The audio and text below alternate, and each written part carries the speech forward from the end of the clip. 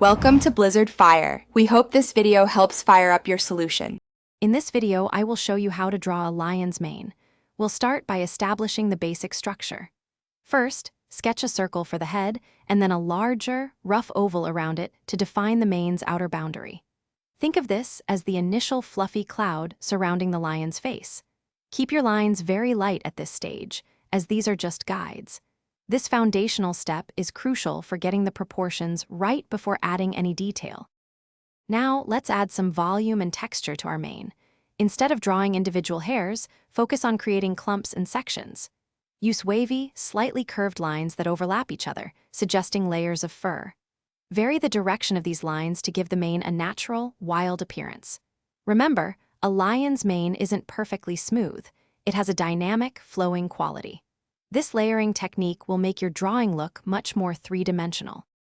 With the mane volume established, it's time to refine the flow and add finer details. Pay attention to how the mane frames the lion's face. Use shorter, softer strokes around the face to blend the fur naturally.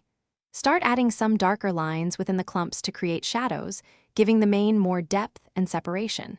Think about the direction of the light source to determine where highlights and shadows would naturally fall. This step brings your mane to life. Finally, let's apply consistent shading to give our lion's mane a truly realistic and textured appearance.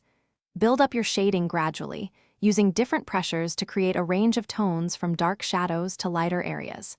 Remember to keep the flow of the hair in mind as you shade. For the outer edges, use a softer touch to make the mane appear less rigid. Before you finish, check the description for a link to Darn Tough Socks and other great deals. Erase any remaining guidelines and make any final adjustments to perfect your magnificent lion's mane.